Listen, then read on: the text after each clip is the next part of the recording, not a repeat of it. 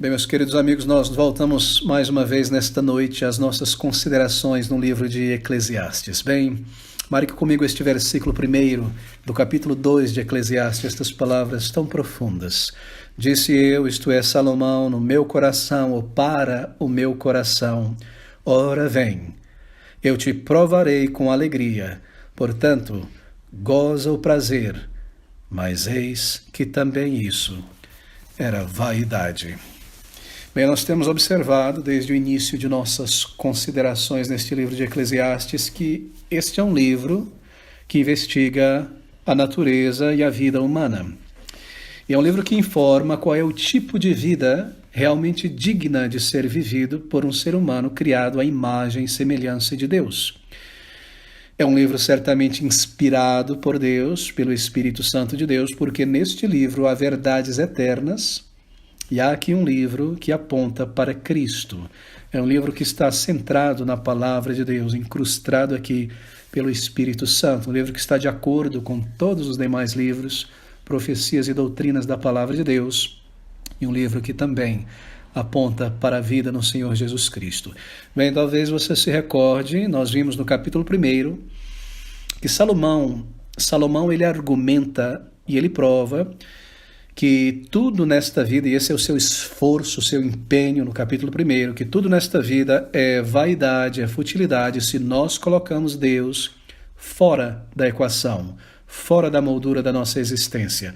Especialmente, ele argumenta no capítulo 1 que a aprendizagem e o conhecimento per si são vaidades, são futilidades, porque o conhecimento em si mesmo está muito, muito longe de dar uma verdadeira alegria, uma duradoura alegria àquele que o busca.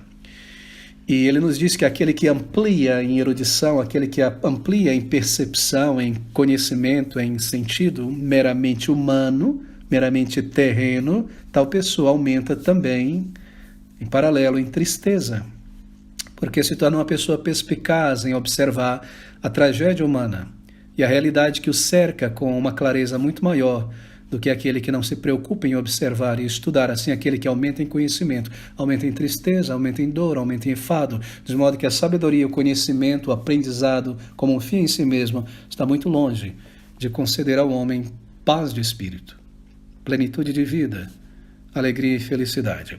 Bem, e assim, tendo declarado a vaidade do conhecimento e do aprendizado que descarta Deus, Salomão agora ele segue em frente para mostrar a razão do seu enfado com este mundo. Ele nos parece um homem cansado com este mundo. Tudo é vexação de espírito, ele volta a repetir 13 vezes aqui neste livro. Tudo é vaidade, tudo é canseira, tudo é enfado.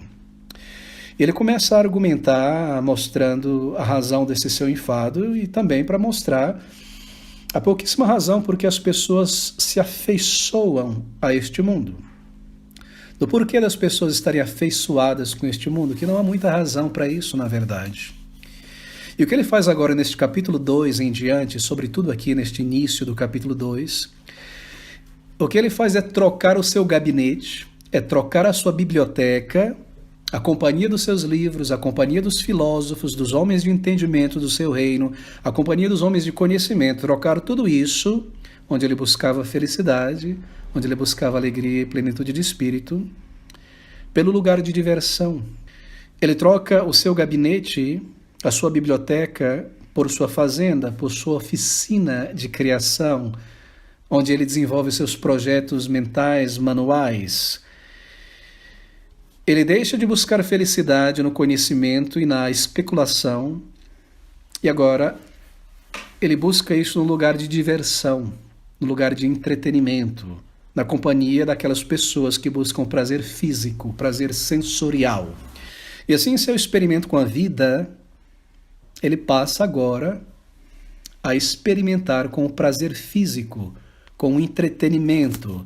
Se eu posso colocar de uma maneira mais ampla, ele passa a experimentar com a arte, com a beleza, com as festas, com a opulência, com o luxo e com a luxúria. São coisas diferentes, é claro. Ele passa a experimentar com essas coisas, mais uma vez, são experimentos para ver se de alguma maneira ele poderia encontrar felicidade, se ele poderia encontrar satisfação com estas coisas. O caminho para a felicidade debaixo do céu, lembrem-se desta frase, nessas coisas. Assim observa este versículo 1 em diante. Disse eu no meu coração, isto é, disse eu para o meu coração. Ora vem, eu te provarei com alegria, portanto goza o prazer, mas eis que também isso era vaidade. Ao riso disse, está doido? E da alegria de que serve? Busquei no meu coração como estimular com vinho a minha carne, regendo, porém, o meu coração com sabedoria, e entregar-me à loucura. Observe por quê. Até ver o que seria melhor que os filhos dos homens fizessem debaixo do céu durante o número dos dias de sua vida. É isso que ele está fazendo aqui. Bem, primeiro ele decidiu fazer um experimento, veja você, com a alegria. O que a alegria poderia fazer por ele? Esse é o experimento que ele está fazendo aqui. Versículo 1, esse é o seu primeiro experimento. Disse eu para o meu coração, ora vem, eu te provarei com alegria. Bem, por alegria quer dizer que ele se entregou aos prazeres do senso de humor. Não é curioso, não é interessante? Ele se entregou aos prazeres que o senso de humor poderia criar, causar nele. Se ele se sentiria feliz, caso ele estivesse constantemente se entretendo, ou sendo ele próprio um entretenimento para os outros. Você já viu pessoas assim? Estão sempre rindo, estão sempre alegres, por meio de piadas, de anedotas, de causos. Há pessoas que conscientemente ou inconscientemente, elas buscam no entretenimento a felicidade. Isso é uma marca muito típica da nossa sociedade brasileira contemporânea, não é? Há pessoas, eu conheço não poucas, que saem do teatro para o cinema, do cinema para o show, do show para a viagem, da viagem para o evento, do evento para a festa, da festa para o autódromo, para a comédia, stand-up, para o show, de novo para o cinema, de novo para o lazer. São pessoas que constantemente estão enchendo a sua agenda diária, semanal, mensal, com coisas que causem alegria. De alguma maneira, consciente ou inconscientemente, ao longo dos meses e dos anos, elas estão buscando uma felicidade, uma paz de espírito na alegria, no lazer, no humor. Talvez você conheça algumas pessoas assim, sobretudo pessoas de posse, mas hoje em dia, não é, com a internet, com bens e facilidades tão próximas de todos, me parece que uma grande fatia de nossa sociedade busca alegria, o prazer na alegria. E Salomão, ele percorreu este caminho bem melhor do que qualquer pessoa um dia poderia alcançar. Por quê? Porque Salomão ele tinha recursos e ele tinha uma posição que lhe oferecia o melhor entretenimento possível. Ele era um rei, não é? Ele era um homem extremamente rico e ele recebeu grande sensibilidade, percepção, inteligência e conhecimento. E ele experimentou com o prazer e a alegria do riso. Marque isso, versículo de número 2, primeira parte. Ao riso disse. Ele se entregou a isso. Ele experimentou se ficaria feliz se ele estivesse constantemente rindo. Você já viu isso aí? Há pessoas, e eu acho isso algo interessante, uma habilidade, quase um dom, elas estão constantemente rindo, né? Você vê pessoas que parece que o descanso dos lábios dela é um sorriso, né? Elas estão ali cristalizadas o sorriso, elas estão sempre rindo de qualquer coisa. A pessoa nem pronunciou algo, a pessoa já está rindo antes de pronunciar, esperando algo engraçado ou tirando algo engraçado. Isso é muito interessante, muito cativante às vezes, não é verdade? E Salomão busca experimentar se ele conseguiria ficar feliz se ele estivesse constantemente rindo. Se ele estivesse constantemente se entretendo e entretendo os outros com histórias, com piadas, com frases engenhosas, com brincadeiras, gracejos, coisas absurdas, com tolices, com fanfarrices, coisas que ele pudesse inventar com a perspicácia dele, com a percepção dele, né? Jogadas de palavra e percepções humorísticas, tanto ele aos outros também, ou seja, vendo o lado cômico da vida e das coisas, de modo que ele pudesse estar sempre em um estado de bom humor. Esse é um experimento que ele faz. E, queridos amigos, tendo então concluído, marque você o contraste aqui. Esse é um livro muito profundo. tendo concluído o seu primeiro experimento, lá no capítulo 1, de que muita sabedoria, muito estudo é muito enfado, e que pessoas muito sérias são muito melancólicas, e os estudiosos deste mundo, como eu mencionei, são na maioria das vezes pessoas enlutadas. Então Salomão, tendo concluído que este caminho não lhe trouxe paz de espírito, nem alegria e felicidade duradouras, disse eu ao meu coração: ora vem, então, eu te provarei com alegria. Portanto, goza o prazer. Versículo 2, ao riso disse. Ele buscou nestas coisas. Ele buscou na gargalhada, no riso. Gozar o prazer, isto é, enche-te desse prazer, de deleite. Tenha satisfação com alegria. Deixe o cuidado, deixe a preocupação. Se entregue à alegria, se entregue ao bom humor. Busque ser uma pessoa alegre, busque a alegria e o prazer, em outras palavras. Tente rir, tente se alegrar, busque ser feliz na alegria. Assim Salomão buscou a vereda da alegria agora para alcançar a felicidade, a paz de espírito. Em sua experiência, é claro, em uma vida sem Deus, debaixo do sol. Bem, é importante lembrar aqui nesse ponto que se alguém foi a fundo neste caminho, na busca pela felicidade, paz de espírito e satisfação plena na alegria, Salomão foi esta pessoa. Porque nós lembramos que Salomão foi Eclesiastes, o pregador, o rei em Jerusalém. E este homem, nos diz a história, o registro bíblico, foi excepcionalmente rico, abastado. E ele foi, além disso, um homem excepcionalmente capaz, dotado de um conhecimento, de uma percepção e de uma habilidade invulgar. E é claro, cercado de tesouros, riquezas necessárias, não é? Todas as necessárias para explorar este caminho. Você sabe que este caminho da alegria é buscado por muitas pessoas como um caminho de paz interior, de satisfação. Há pessoas que vivem assim. Há muita psicologia voltada para isso. Não pense nos males, pense nos bens. Veja o lado bom, o lado cômico, a via cômica. Satisfaça, entretenha, esteja em um estado de tranquilidade, rindo, sorrindo. Mantenha-se nesse estado. Esse é um caminho buscado por muitas pessoas, muitas. E Salomão tinha todos os recursos necessários. E assim, tendo perseguido esse caminho com todo o seu ser, sua capacidade, e com todos os seus recursos, Salomão agora ele nos informa o veredito desse seu experimento, a conclusão desse experimento no final do versículo 1. E no versículo 2 ele diz: portanto goza o prazer, mas eis que também isso era vaidade, era futilidade. Ao riso, está doido, e da alegria disse: de que serve esta? Contudo, ou seja, como tudo mais que eu já tentei, é isso que ele está dizendo, a conclusão é esta: não me trouxe satisfação permanente. Ao riso, ou a respeito do riso, a respeito de entregar-se ao riso, disse sobre isso é loucura, está doido, fora de si. Entregar-se completamente ao riso, à gargalhada, à alegria, é abdicar a razão. Por isso está doido, é isso que ele está dizendo.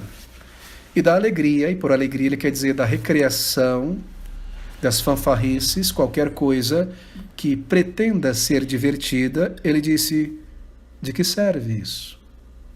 Qual a utilidade disso para resolver os males debaixo do sol?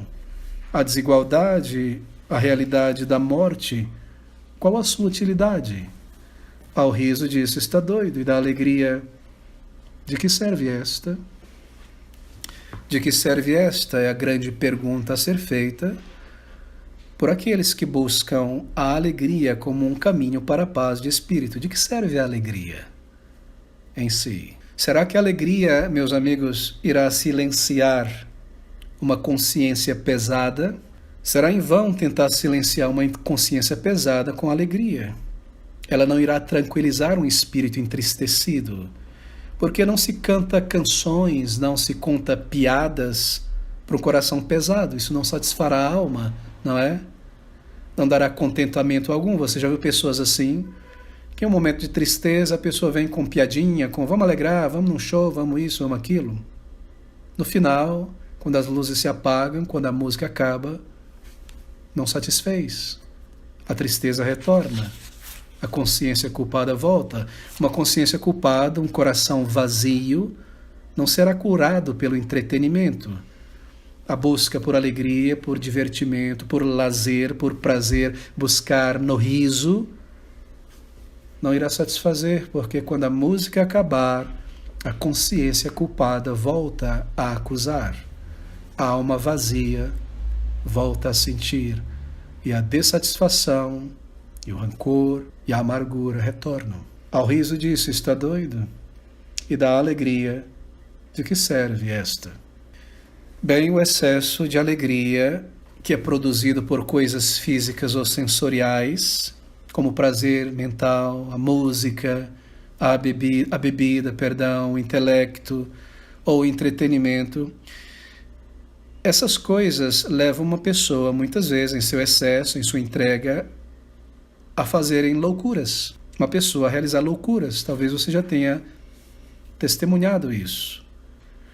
A música ou a busca pelo prazer físico, sensorial, seja na música, no álcool, na bebida, no entretenimento, no intelecto, no entretenimento em geral, é um transporte que conduz muitas vezes pessoas a fazerem tolices irracionais. Está louco? É a pergunta. Buscar alegria nesses canais e se entregar por inteiro a isso tem levado pessoas a realizar coisas indecentes, torpes, coisas extremamente nécias. Você já observou alguma coisa dessa? Ou você mesmo já foi participante disso, antes de Cristo, em sua vida? Ao se entregar aos excessos da alegria no álcool, no entretenimento, na brincadeira. Você já viu isso aí? Coisas indecentes, muitas vezes. Palavras torpes, erradas, comentários indevidos. São loucuras aqui nas palavras de Salomão, a perda ou o desarme mental, moral da consciência.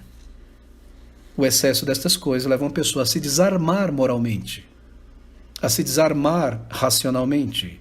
Veja, por exemplo, Jó, veja como a Bíblia está conectada nisso. Jó, capítulo 21, versículo de 12 a 14, diz o seguinte: sobre os homens que se entregam à busca pela felicidade, alegria e prazeres desta vida.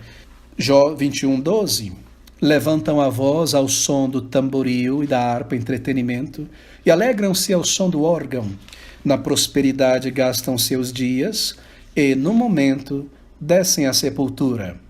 Todavia, isto é, no meio dessa entrega, da busca pela alegria nos prazeres, dizem a Deus: retira-te de nós, porque não desejamos ter conhecimento dos teus caminhos. Quem é o Todo-Poderoso para que nós o sirvamos? E que nos aproveitará que lhes façamos orações? Quantas vezes eu já vi isso, queridos amigos? Quantas vezes as pessoas, em seu excesso, perdem a razão, falam tolices e fazem coisas nécias? Queridos amigos, uma medida de alegria e de prazer nas coisas salutares desta vida terrena é algo bom, é algo legítimo. Nós não estamos militando contra isso ou ensinando contra isso. Mas lembre-se, essa alegria, ela é terrena. Ela não é comida para a alma. Ela não satisfará a alma. Nós podemos usar dessa alegria que nós temos no entretenimento de algumas coisas legítimas, limpas, ou do prazer cotidiano, dos prazeres sensoriais, etc., de uma maneira legítima, mas isso é nada mais do que o molho, não é a carne. E ninguém se alimenta só do molho, não é? De risadas, de piadas, de gracejos, de alegria e estar alto, elevado, tendo entretenimento. Não é a carne. A carne é o conhecimento da verdade. Ele vai voltar novamente à sabedoria mais adiante. Ele vai retornar a comparar a sabedoria e a estultícia. Isso é apenas o molho. Salomão, ele se alegrou, ele experimentou prazeres mais do que qualquer homem, mulher, um dia experimentou. E a conclusão deste homem, seu veredito foi essa: mas eis que tudo era vaidade. Queridos amigos, Nós fomos criados por Deus. E sem Deus, sem um relacionamento pessoal com o nosso Criador, com o Deus vivo, nós somos como uma peça de uma engrenagem que não está ligada a esta engrenagem. Como uma peça a um mecanismo poderosíssimo que foi criado para fazer parte de uma engrenagem fantástica e poderosa e magnífica e muito útil. Porém, porque nós estamos separados de Deus, nós estamos separados dessa engrenagem e nós estamos aqui como uma espécie de um artefato interessante, curioso, belo, mas inútil, vazio, sem reconciliação com Deus. Nós somos uma pessoa, uma peça fora da engrenagem. Porque nós somos pecadores diante de Deus e nós estamos alienados dele. E assim, sem perdão, não há paz. Não há alegria permanente, não há alegria duradoura, não há uma consciência apaziguada, não há paz de espírito. Por isso que buscar a felicidade, a alegria, a paz de espírito em qualquer vereda nesta vida, seja o conhecimento, o aprendizado, os prazeres, a loucura, o resultado final deste caminho não será um tesouro, será vazio, vaidade, futilidade. E assim, Salomão, ele está aqui como um exemplo tão magnífico dado por Deus entre os seres humanos. Marque você, que Deus, ao olhar para a humanidade, conhecendo o fim desde o começo, ele tinha separado e forjado este homem, Salomão, e dado em um determinado momento da história a este homem o conhecimento, a habilidade, a riqueza, a sensibilidade, a capacidade para explorar todas as veredas, os caminhos possíveis da vida humana, da mente, nos prazeres físicos, que um ser humano, que todos os seres humanos juntos poderiam tentar alcançar como um meio, um caminho para a vida, para a felicidade, para a alegria. Que ele tenha percorrido todas as veredas possíveis da mente, do corpo, do intelecto, da experiência racional e irracional. E chegado ao final destas veredas e descoberto que o final de tudo isso aí é um grande abismo, um grande vazio. Não é esse um ato de grande, imensa misericórdia de Deus nos dar um experimento como este? Porque se você observar com calma o que o ser humano tem feito ao longo das décadas, dos séculos e desde a existência da humanidade após o pecado, é buscar um caminho de felicidade. Seja por prazer, por riqueza, por sucesso, por fama, por tranquilidade, por conhecimento, etc, etc, etc, etc. E Deus está dizendo, não! Olhe para Salomão, meu servo, ele chegou ao ápice, ao clímax, ao máximo possível. E o resultado é um vazio eterno, é vaidade. E a conclusão então é esta, volte-se para Jesus, porque nele estão escondidos todos os tesouros da sabedoria e do conhecimento. Nele há vida, nele há alegria, eterna, permanente, uma paz que o mundo não pode dar. Esse é o objetivo deste livro, é claro. Ele não está aqui apenas para nos falar de uma maneira filosófica sobre a vida, ele está apontando para Cristo, assim como a lei moral era um pedagogo apontando homens religiosos para Cristo, dizendo que eles não conseguiriam cumprir a lei, mas eles precisavam de alguém que cumpriu. Salomão, Eclesiastes, aponta homens que buscam paz, alegria, satisfação em veredas desta vida, aponta para Cristo, o caminho, a verdade e a vida.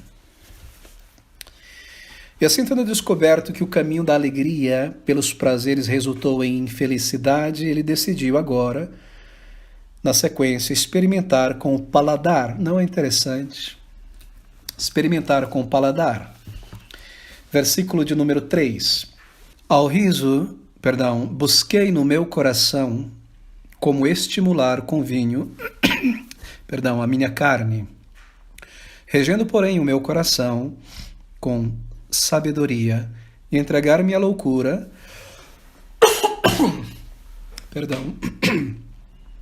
até ver o que seria melhor que os filhos dos homens fizessem debaixo do céu durante o número dos dias de sua vida. O álcool, o vinho, o que agradaria o paladar. Bem, observe que ele está fazendo aqui um experimento consciente com o paladar, porque ele diz, regendo o meu coração com sabedoria. Em outras palavras, quando Salomão se aplicou a esses experimentos com o prazer, com o álcool, com o paladar, ele não desligou a mente racional.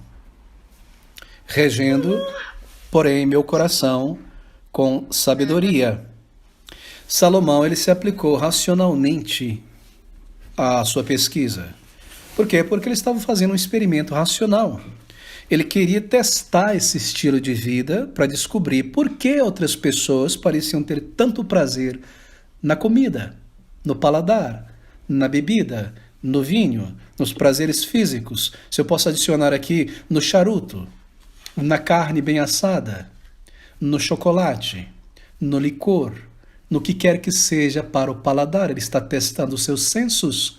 Ele se entrega à arte pela visão, ele se entrega à música pela audição, ele se entrega aqui ao paladar, à língua. Ele está tentando extrair dessa existência plenitude de vida, de alguma maneira. Porque as pessoas pareciam tirar tanto prazer dessas coisas, no álcool, no prazer físico e sensorial, na alegria, versículo de número 2. Ao riso disse eu estava doido da alegria de que me serve, busquei no meu coração como estimular com vinho a minha carne. Lá na sequência ele diz, entregar-me à loucura até ver o que seria melhor que os filhos dos homens fizessem debaixo do céu durante o número dos dias de sua vida. Ele está fazendo um experimento racional aqui. Ou seja, ao se entregar ao álcool, ele manteve a sua mente racional para testar e observar, ele não desligou a sua mente. Incrível, não é? Que ele tenha controlado o álcool a esse extremo. E é muito curioso, na verdade, ler isso, porque Salomão, no livro de Provérbios, em seu livro de Provérbios, ele aconselha vigorosamente a abstenção do álcool.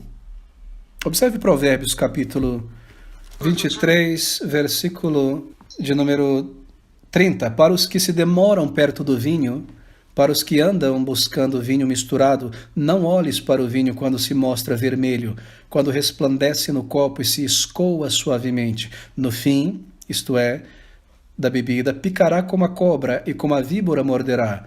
Os teus olhos olharão para as mulheres estranhas. É o que acontece quando alguém está embriagado ou com sensos começam a se alterar, não é? O teu coração falará perversidades, não só o coração, mas a língua também. E serás como o que se deita no meio do mar, isto é, você está tonto. Eu como que jaz no topo do mastro, e dirás, espancaram-me e não me doeu. Bateram-me e nem senti. Você está ali meio que tonto, como se tivesse tomado uma surra, mas não sente nada. Quando despertarei, aí então beberei outra vez. Não é um conselho tremendo este, de Salomão. Agora veja o capítulo 20, versículo 1 de Provérbios. O vinho é escarnecedor, a bebida forte alvoroçadora, e todo aquele que neles errar nunca será Eclesiastes, nunca será sábio.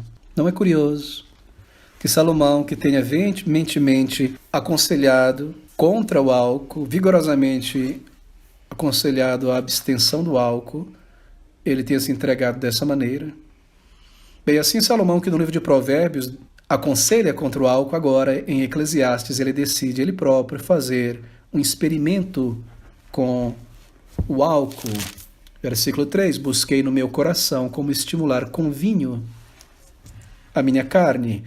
E é claro, no lugar de encontrar prazer, paz de espírito, ele descobriu que o seu próprio conselho, lá de Provérbios, capítulo 20, era um conselho verdadeiro. O vinho é escarnecedor e a bebida forte, alvoroçador, e todo aquele que nele errar nunca será sábio.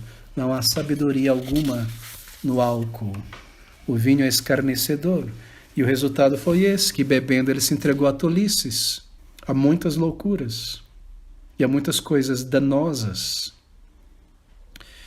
Bem, no que se refere à alegria gerada pelos prazeres físicos e sensoriais, a vereda da felicidade pelo prazer sensorial, as pessoas deveriam então lembrar a experiência de Salomão, o experimento de Salomão que ele aprendeu, que essas coisas elas são bastante superficiais, bastante efêmeras.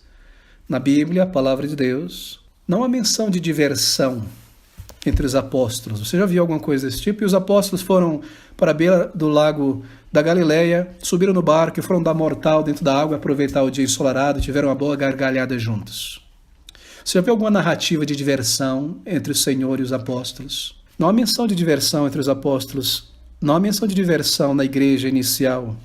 A igreja, no início, ela não era uma igreja que existia em torno de um calendário de programações. Festa disso, chá daquilo, almoço das nações, passeio, sorvetada, pizzada, acampamento, galinhada, teatro, coral, música, passeio, viagem. A igreja não era em torno de alegria e gargalhada desse tipo. É curioso, não é, meus irmãos? Você já percebeu? Nós lemos na Bíblia a seguinte frase em João 11:35, e Jesus chorou. Mas nós nunca lemos na Bíblia, e Jesus riu, e Jesus deu uma gargalhada. Não me entenda errado nesse ponto aqui. Isso não significa, é claro, que não havia alegria e felicidade neles. Ou que o cristão deva ser taciturno, negativo, sempre negativo, grosseiro também. Não. Havia profunda alegria no Senhor Jesus Cristo. Havia profunda alegria nos seus apóstolos. Havia profunda alegria na igreja inicial. Mas o termo utilizado na Bíblia para representar essa alegria não é diversão. E o contexto nunca é divertimento. O termo utilizado na Bíblia para representar essa alegria profunda é o termo gozo, regozijo. Há muito na Bíblia sobre regozijo, muito. O Senhor Jesus, ele foi um homem de imenso regozijo, de imenso gozo. Veja comigo em João 17:13, aquelas palavras do Senhor Jesus Cristo. Ele ora ao Pai em sua oração sacerdotal. Queridos amigos, marque isso. O Senhor Jesus Cristo está a ponto de ir para a cruz do Calvário, a ser desprezado, humilhado, maltratado e sofrer daquela maneira. Ele ora ao Senhor em sua oração sacerdotal pelos discípulos. E no versículo 13 ele diz, mas agora vou para ti, ó Pai, e digo isto no mundo para que eles tenham a minha alegria completa em si mesmos. E alegria aqui, o termo correto é gozo. Tanto é que em outras traduções, em outras línguas, vem o termo joy, não é em inglês, por exemplo, regozijo em espanhol. É uma alegria profunda, regozijo, isto é. Ele disse aos seus discípulos uma vez que o seu desejo era que o seu regozijo estivesse sempre neles. Veja o capítulo 15 de João, versículo 11. Essas palavras, tenho-vos dito isto para que o meu gozo permaneça em vós e o vosso gozo seja completo. Regozijo, gozo, não é a mesma coisa que diversão, que alegria que o entretenimento traz, que o vinho traz, que a piada, que um bom momento de social traz.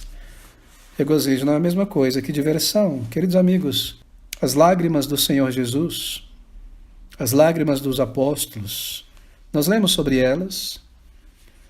Há muitas provações, há muitas tristezas na vida cristã, em um mundo ímpio que nós vivemos, com o resíduo do pecado ainda em nosso coração. A vida cristã não é uma festa. A vida cristã não é vivida em um resort, em um parque de diversão. No entanto, embora nós estejamos contristados muitas vezes, há sempre um regozijo no meio da contristação, no meio da perplexidade, assim por dizer. Veja aí 2 Coríntios capítulo 6, versículo 10, essas palavras. 2 Coríntios 6, 10, como contristados, mas sempre alegres, como pobres, mas enriquecendo a muitos, como nada, tendo e possuindo tudo, como contristados, mas sempre alegres. Nós podemos estar contristados, mas regozijando, não é? Você não encontra na Bíblia nenhum registro do Senhor Jesus Cristo induzindo os outros à gargalhada. Já encontrou algum? Induzindo a gargalhada nos outros? Através de um sermão humorístico? Ou através de uma pregação anedótica, humorística? Você já viu isso na Bíblia? Paulo, Pedro, alguns dos apóstolos do Senhor Jesus? Na verdade, meus queridos amigos, o Senhor Jesus, ele próprio declarou, lá em Lucas 6:25, ai de vós, que agora rides, porque vos lamentareis e chorareis. Sobre o que ele está falando? Sobre esta alegria transiente, passageira, sobre buscar nesta vida, no conforto, nos bens, na gargalhada, uma felicidade permanente. Ai de vós, que agora rides, porque lamentareis e choreis. O Senhor nunca tentava, através de um sermão humorístico, pregação anedótica, trazer alegria nas pessoas. Mas o que nós vemos em nossa geração são palhaços pregadores. Eu não estou sendo irônico aqui, não, eu estou declarando um fato. Em Mateus capítulo 5, você se recorda aquele grande, imenso sermão do Senhor Jesus Cristo, o Sermão do Monte, onde ele inicia ali as bem-aventuranças. E no capítulo 5, versículo 4, ele declara essas palavras: bem-aventurado os que choram. E sabe o que é bem-aventurado? É supremamente feliz. É o termo makarios no grego. Bem-aventurados que choram. E é claro, uma afirmação como essa em nossos dias é tido como algo ridículo, não é? Patético em nossa sociedade. Por quê? Porque a sociedade que nós vivemos no Ocidente, ela vive em torno de uma indústria da alegria, do entretenimento. Há uma indústria bilionária do entretenimento em nossos dias, cujo objetivo, é claro, é manter as pessoas em um estado contínuo de distração, de entretenimento, de fazê-las esquecerem suas preocupações, não é isso? O objetivo do entretenimento atual. Esquecerem seus problemas. TV a cabo, parque, lazer, shopping center maravilhoso, passe o dia inteiro lá, compre, pague conta, assista o cinema, encontre amigos, almoce, janta, nade na piscina, sessão de terapia, sessão de lazer, massagem, sai dali prontinho e volta de manhã cedinho, deixa o carro estacionado, viva dentro do entretenimento. Por isso nasceu o shopping center, não é? Uma indústria, o teatro, o cinema, o show, as feiras, o Netflix, pacotes e pacotes, 1000 canais, o que quer que seja. Uma indústria imensa, incrível. Às vezes parece que a vida moderna ela é constituída de duas coisas, quando você observa: trabalhar e entretenimento. Trabalho e entretenimento, trabalho e entretenimento, não é verdade? As pessoas fogem de qualquer coisa que possa lhes trazer pesar. Se a pessoa está sozinha, a mente, não é? Começa a dar pontadas, a consciência, pega o controle remoto, pega o celular, pega o fone de ouvido, liga a televisão, abre o smartphone. Eu sinto que é uma atitude tão superficial, uma atitude quase cega que é promovida nos meios de comunicação hoje, que quase endoutrina as pessoas a fazerem toda a força possível do seu ser, a não sentirem qualquer pontada de tristeza, de remorso, de pesar, de mal-estar. Essa é a indústria do entretenimento. Às vezes eu menciono, não é, essa musiquinha, dependendo da sua idade, você se lembra dela, nos anos 90, final dos anos 80, anos 90, lembra do Banco Nacional? Tinha uma musiquinha legal, não era? Desculpa. Tocava todo ano, e por alguma razão no final do ano, finalzinho do ano, quero ver você não chorar, nem olhar para trás, nem se arrepender do que faz. Essa é a música, essa é a filosofia promovida, não é? Não sinta, não chore, não se arrependa do que você faça. No final do ano, jogue tudo para trás e comece de novo. Todo ano, né? Foi uns 10, 15 anos tocando essa música aí. Nós somos ensinados a não sentir pesar, não sentir culpa, conter as lágrimas, a menos que seja de alegria. Não pensar na nossa fraqueza humana diante da morte ou diante da culpa. A alegria, os prazeres buscado como uma vereda para a felicidade, uma vereda de vida. Mas, queridos amigos, isso é superficial, isso é efêmero, isso não perdura, isso não perdoa pecados. E o pecado é a razão da nossa tristeza e vazio e da nossa tragédia. Isso não reconcilia com Deus. Isso é fantasioso, isso é anti-verdade. Por quê? Porque é uma fantasia, e tudo que é fantasia é anti-verdade em um certo sentido. Assim, Deus, em sua misericórdia, permitiu que esse homem percorresse esse caminho e que o seu experimento fosse um registro aqui, registrado pelo Espírito Santo, onde Deus fala na Bíblia.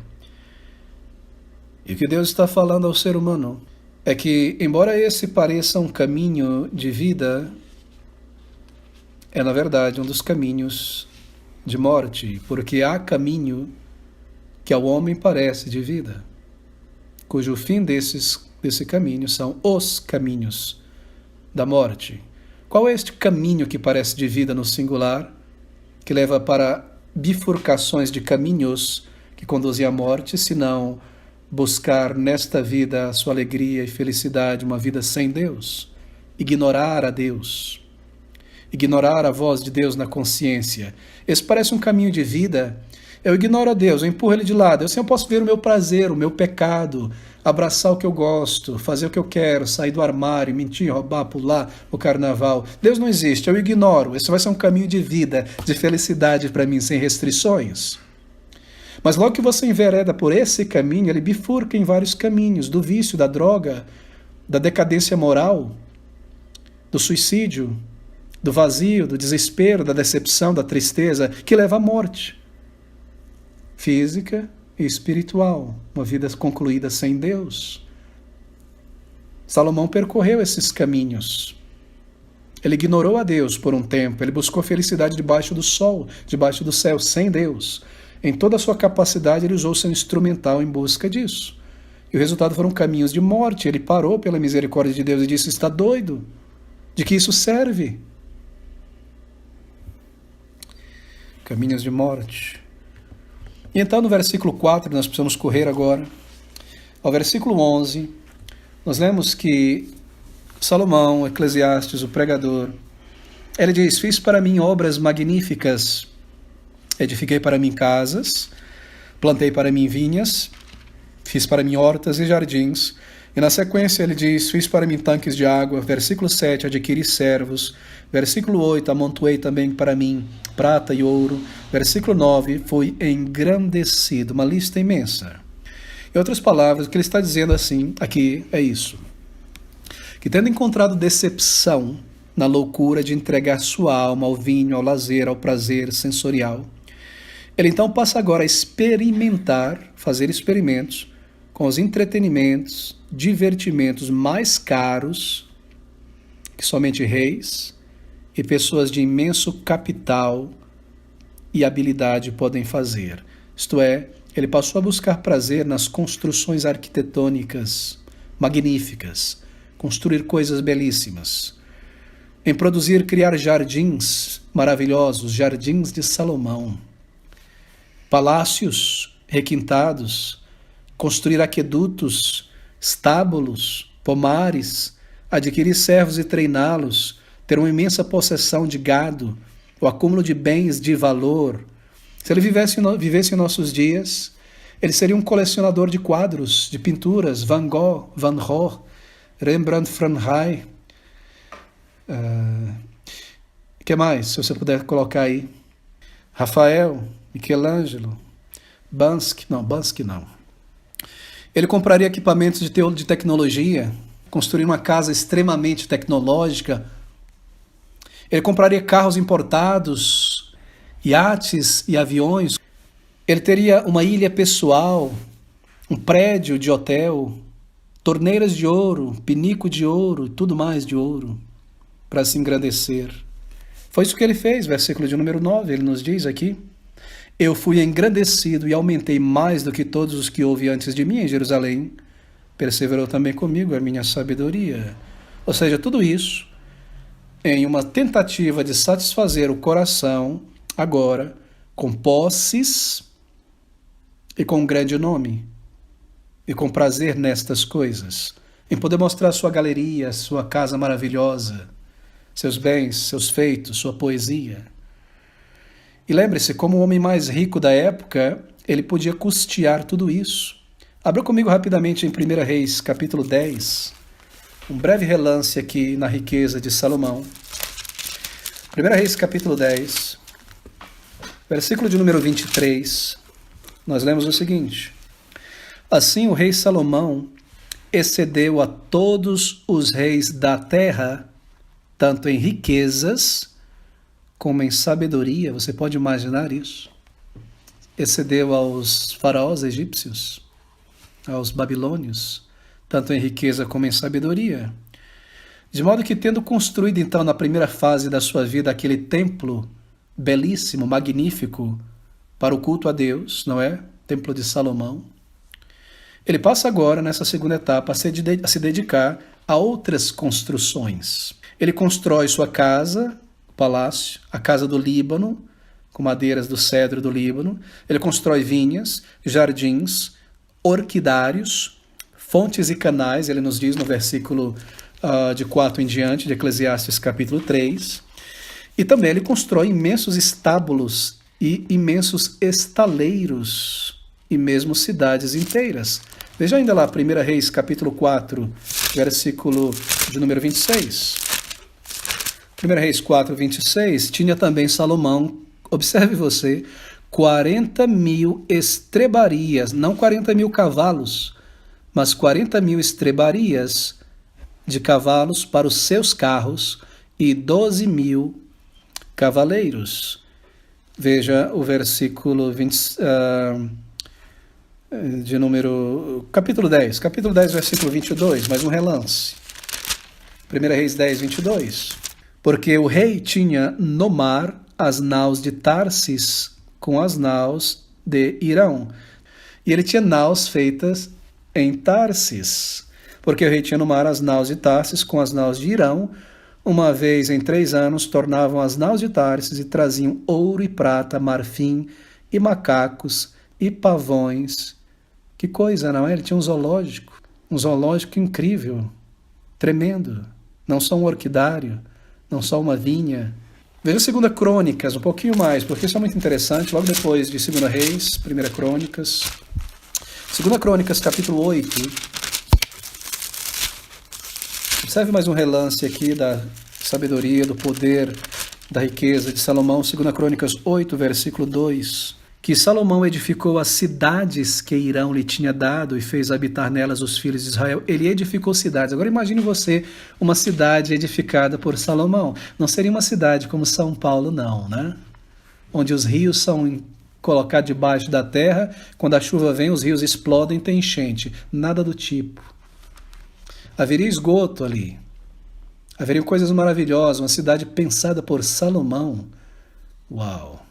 No versículo 4 a 6, nós lemos, também edificou a Tadmor no deserto, uma cidade no deserto, e todas as cidades de provisões que edificou em Ramate. Edificou também a alta Bet-Heron e a baixa Bet-Heron, cidades fortes com muros, portas e ferrolhos, como também a Baalat, e todas as cidades de provisões que Salomão tinha, e todas as cidades dos carros e as cidades dos cavaleiros, e tudo quanto conforme ao seu desejo Salomão quis edificar em Jerusalém e no Líbano e em toda a terra do seu domínio, porque o domínio dele se estendia para além de Israel.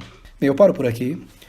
Ele também tinha um gado imenso, nos diz o versículo 7 do capítulo 3 de Eclesiastes. Ele tinha cantores, homens e mulheres, vozes diferentes. Você imagina o coral regido por Salomão? Você imagina as músicas produzidas por Salomão, as vozes. Imaginem os corais, versículo 8.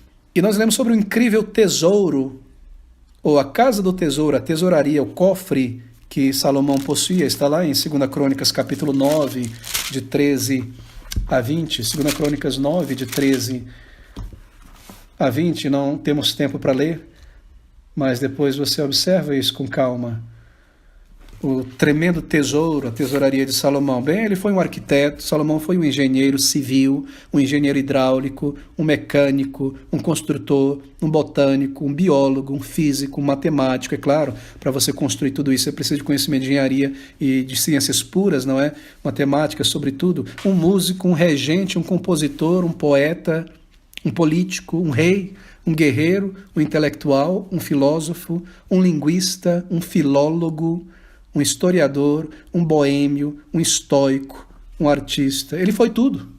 E da melhor qualidade e com a maior capacidade possível.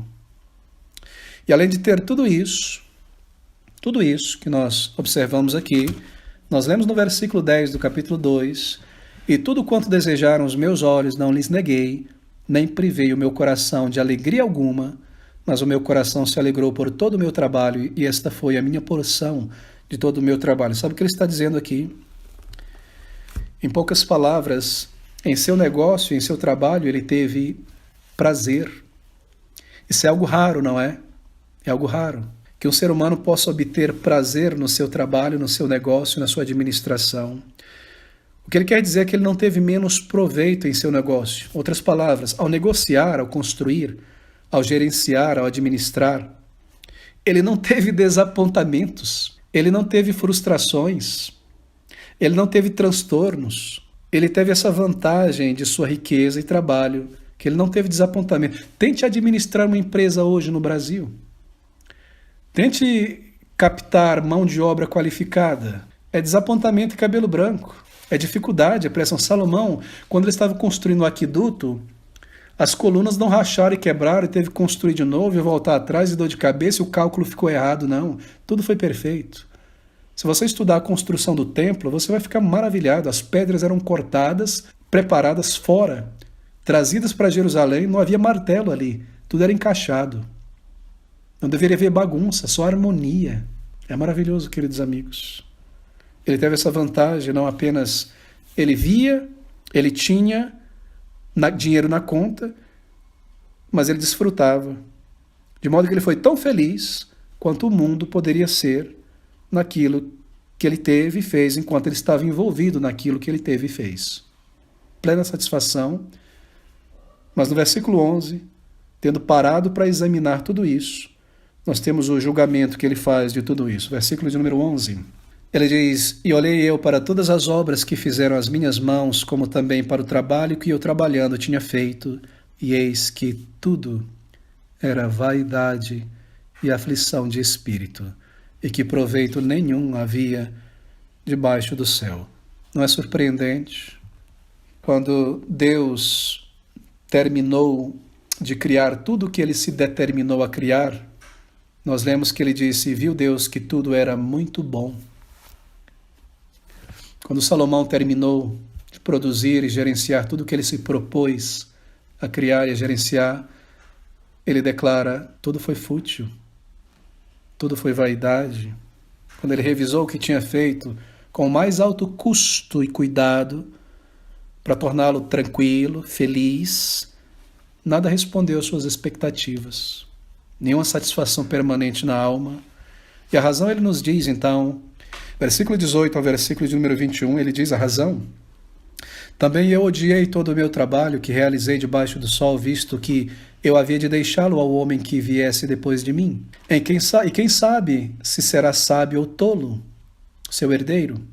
Todavia se assenhoreará de todo o meu trabalho que realizei, e em que me ouve sabiamente debaixo do sol, também isto é vaidade. Então eu me volvi e entreguei o meu coração a desespero no tocante ao trabalho qual realizei debaixo do sol, porque há homem cujo trabalho é feito com sabedoria, conhecimento e destreza. Contudo deixará o seu trabalho como porção de quem nele não trabalhou, também isto é vaidade e grande mal. Aqui está a razão. Depois de tudo isso, depois de levantar esses edifícios intelectuais da arte, do conhecimento escrito e produzido e sistematizado, e dinheiro e riqueza, ele para diante de tudo isso e diz: eu irei morrer. E tudo isso vai ficar na mão de alguém que não trabalhou nisso, que não entende, não consegue extrair o prazer disso, e que vai diluir tudo isso aí mesmo, talvez de uma maneira tola, né? Se desmoronar tudo. Muitos pais gastam muito tempo, muito dinheiro, muita atenção e recursos para formar de seu filho e de sua filha um profissional, uma pessoa bem-sucedida no mundo, na saúde, no corpo, na sociedade, com habilidades para o sucesso. E no máximo o que elas fazem é declarar verbalmente para esses filhos alguns princípios aí, alguns preceitos de moralidade, mais do que dar um exemplo de caráter.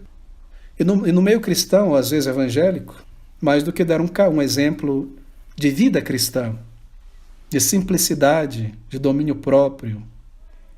E muitas vezes todo o esforço desses pais com esse trabalho e todo o legado de conhecimento, investimento e os recursos que eles levantaram ao longo da vida, muitas vezes é deixado para um herdeiro que não merece.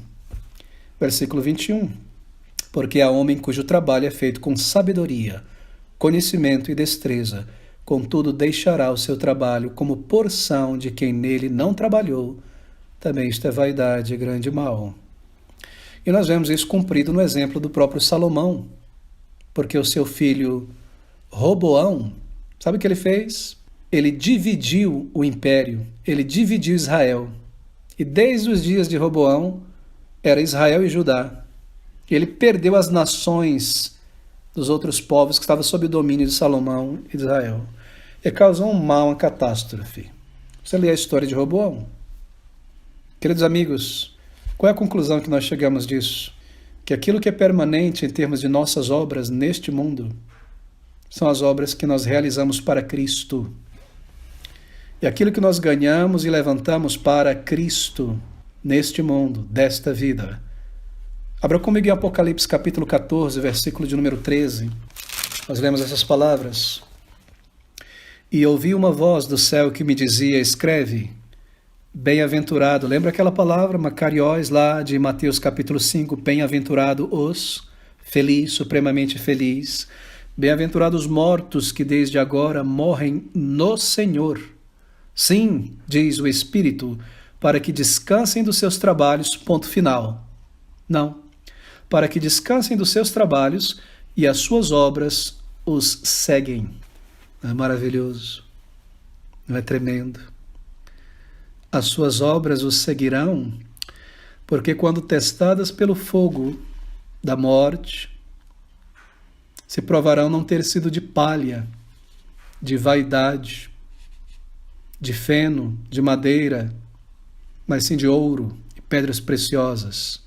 Aquilo que nós fazemos para Cristo, aquilo que, se eu coloco nesses termos, investimos do que nós temos e recebemos e angariamos e somos para Cristo, é o que permanece. E são essas obras que nos seguirão. Elas são contadas diante de Deus. O que é para esta vida se tornará cinza. Lá em João capítulo 16, versículo de número 23, nós lemos essas seguintes palavras. João 16, 20 a 23.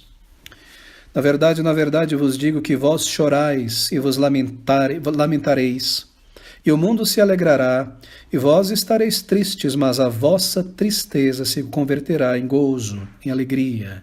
A mulher, quando está para dar à luz, sente tristeza porque é chegada a sua hora, mas depois de ter dado à luz a criança, já não se lembra da aflição pelo prazer de haver nascido um homem no mundo. Assim também vós, agora na verdade tendes tristeza, mas outra vez vos verei, e o vosso coração se alegrará, e a vossa alegria ninguém vô-la tirará.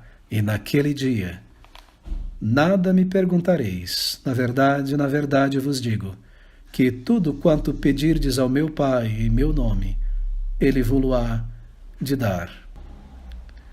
O vosso coração se alegrará, e a vossa alegria ninguém tirará. Queridos amigos, essas são palavras maravilhosas. Essa então é a conclusão. Se você busca prazer nesta vida, em ganhos, o final desta jornada será uma grande decepção. Oh, meus queridos amigos, no riso, na alegria, uma felicidade duradoura. Primeiro porque as pessoas normalmente não riem das coisas que as mais tornam felizes, não é? E muito daquelas coisas das quais nós rimos não são coisas que nos trazem felicidade. Felicidade é um regozijo profundo que vem da paz com Deus, da comunhão com Deus, da vida com o Senhor, de pecados perdoados, de uma nova vida com o Senhor.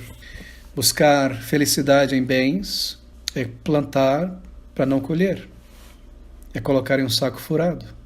Aqui está o exemplo de Salomão diante de nós. E por que esse livro é tão desprezado em nossa sociedade e no meio cristão? Que está Salomão apontando para Cristo. Eu preciso correr aqui agora. Veja o versículo 12 ao versículo de número 16. Ele diz: porque nunca haverá mais lembrança do sábio do que do tolo, porquanto de tudo nos dias futuros total esquecimento haverá, e como morre os sábios, assim morre o tolo. Essa é a conclusão dele, no versículo 16, do argumento iniciado no versículo 12. Então passei a contemplar a sabedoria e a loucura e a estultícia, pois que fará o homem que seguirá o rei? O mesmo que outros já fizeram. Bem, o que ele está dizendo aqui é que ele voltou a comparar sabedoria e estultícia, ou loucura. Ele ficou farto dos seus prazeres, ele abandonou tudo isso e voltou à especulação intelectual. Ele pergunta: o que fará o homem que seguirá o rei?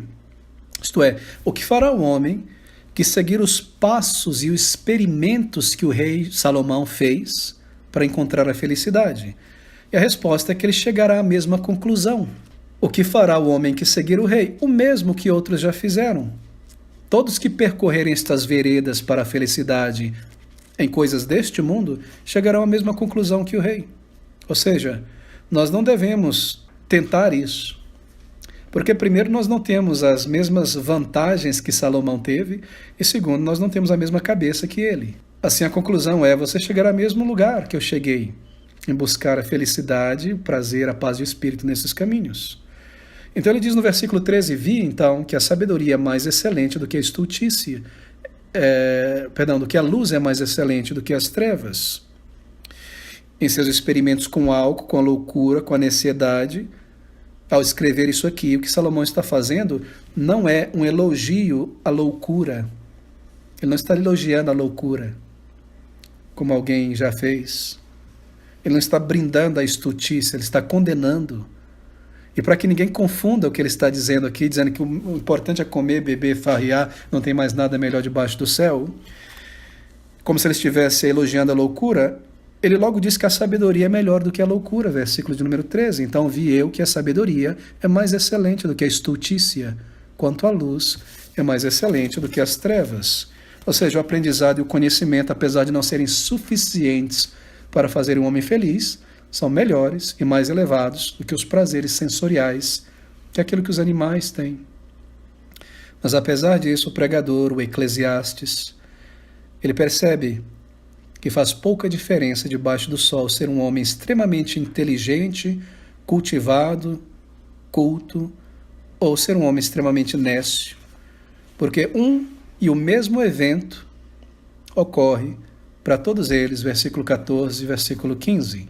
Os olhos dos homens sábios estão na sua cabeça, mas o louco está nas trevas. Então entendi eu que o mesmo lhe sucede a ambos. Assim eu disse no meu coração, como acontece ao tolo, assim me sucederá a mim. Porque então busquei eu mais a sabedoria. Então disse no meu coração que também isso era vaidade. Como morre o erudito? Ele está perguntando. Exatamente como morre o nécio. Versículo 16. Porque nunca haverá mais lembrança do sábio que do tolo, porquanto de tudo nos dias futuros total esquecimento haverá, e como morre o sábio, assim morre o tolo. Sim, é claro, ele está falando, lembre-se, como um homem sem Deus aqui. Como um homem que busca tudo nesse mundo e chega à conclusão: bem, o que adianta eu ser sábio, inteligente, perspicaz, capaz, se no final vou ser enterrado 7 palmos debaixo do chão como um tolo, um nécio, uma pessoa estúpida. É assim que uma pessoa que não conhece a Deus pensa. Ele vai chegar a essa conclusão. Salomão entendeu que a memória dos grandes feitos e dos grandes malfeitos não seria permanente. E é isso que realmente importa, não é? Naquilo que nós fazemos ou construímos, se irá permanecer eternamente. Bem interessante, não é? Porque, veja, nós estamos falando aqui sobre Salomão e estudando o seu livro escrito há 3.000 anos, isto é, o que ele disse e fez permaneceu, não é? Sua sabedoria foi registrada aqui pelo Espírito, na palavra de Deus, para sempre. E quando você pensa sobre o Salmo de número 112, um pouco aí antes, essas palavras do pai de Salomão, Davi, de quem Salomão aprendeu muito, e ele diz o seguinte, Salmo 112, versículo de número 6, porque nunca será abalado, o justo estará em memória eterna. Sim, o tolo irá passar, o sábio deste mundo, onde está o intelectual deste século, pergunta Paulo, ele irá passar, mas o justo, ele está firme, o justo permanece. A sua justiça permanece, porque nunca será abalado o justo, estará em memória eterna. É por isso que as palavras de Salomão estão aqui, porque esse é o livro de Eclesiastes, a sua reflexão após a sua conversão. Somente o que é feito em Cristo dura para sempre, meus irmãos. Lá em Colossenses, capítulo 3, versículo de número 23, O apóstolo Paulo, o apóstolo do Senhor Jesus Cristo, ele declara essas palavras, Colossenses 3, versículo 23. E tudo quanto fizerdes, fazei-o de todo o coração, como ao Senhor, e não aos homens. Ele conclui dizendo isso aqui, Salomão em Eclesiastes, no versículo 22 a 26. Porque todos os seus dias são dores, e a sua ocupação é aflição, até de noite não há descanso, o seu coração não descansa. Também isto é vaidade. Não há nada melhor para o homem do que comer e beber e fazer com que a sua alma goze do bem do seu trabalho. Também vi que isto vem da mão de Deus. Pois quem pode comer ou quem pode gozar melhor do que eu? Porque ao homem que é bom diante dele, dá a Deus sabedoria e conhecimento e alegria. Mas ao pecador dá trabalho, para que ele ajunte e amontoe para dá-lo ao que é bom perante Deus. Bem, o que ele está dizendo aqui nesse versículo é o seguinte, que pela graça comum, nós já estudamos sobre isso, a graça comum de Deus, o ser humano, mesmo aqueles que rejeitam a Deus, o seu Criador, eles recebem muitas bênçãos e também uma medida de poder para desfrutar, para ter satisfação do seu trabalho. Isso vem de Deus, versículo 24. Não há nada melhor para o homem do que comer e beber e fazer com que a sua alma goze do bem do seu trabalho.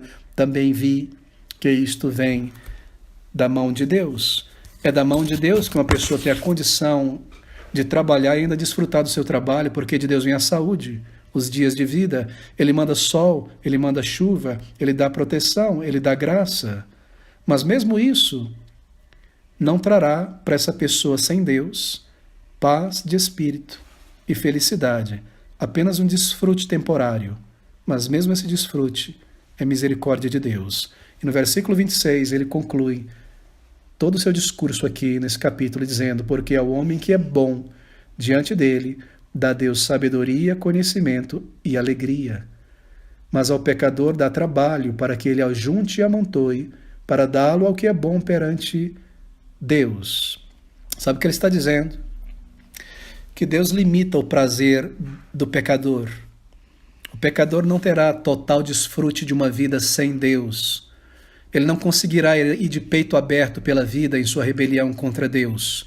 Ele não conseguirá desfrutar completamente. Como assim? Bem, depois que Adão e Eva pecaram, o paraíso estava diante do homem, não é? Paraíso maravilhoso.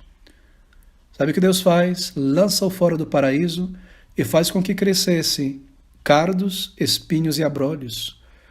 E aquela terra que produzia naturalmente frutos em abundância, facilmente, só irá produzir agora com muito trabalho para arar, plantar, cuidar das ervas daninhas, suar o rosto. E a mãe que teria filhos, uma grande bênção, motivo de imensa alegria, sem dor, com grande prazer e satisfação, só irá trazer à luz agora com muita dor. O pecador não irá desfrutar plenamente do seu prazer vivendo longe de Deus, da sua riqueza, do seu pecado. Deus irá impedir. E assim, quando nós alcançamos o ápice do estudo, do conhecimento, da experiência, do dinheiro, o que quer que seja, quando é? Mas, da maioria das vezes, na velhice. Quando muitos prazeres já se foram, quando muitos cupins já estão em volta consumindo, né? Nós não alcançamos o prazer completo de nossa rebelião, ele será refreado por Deus. A nossa rebelião não irá em frente 100%. Nós não desfrutaremos. Haverão abrolhos de dores, decepções, canseira, traições, enfados, enfermidades de todos os tipos, noites sem sono para cuidar desse dinheiro e tanto isso e aquilo mais. É isso que ele está dizendo. Porque ao homem que é bom, diante dele dá Deus sabedoria, conhecimento e alegria. Mas ao pecador dá trabalho, para que ele ajunte e amontoe, para dar-lhe ao que é bom perante Deus. E este bom não significa necessariamente apenas o crente. Mas mesmo para o homem bom, sabe qual será o resultado depois que ele tiver tudo que o pecador abandonou e ele aproveitar? Isso não o fará feliz. Isso não o fará feliz, porque Salomão conclui dizendo: também isto é vaidade e aflição de espírito. Sabe por quê? Porque estará faltando algo mais. Estará faltando, ainda que ele seja bom no sentido humano, a salvação da sua alma.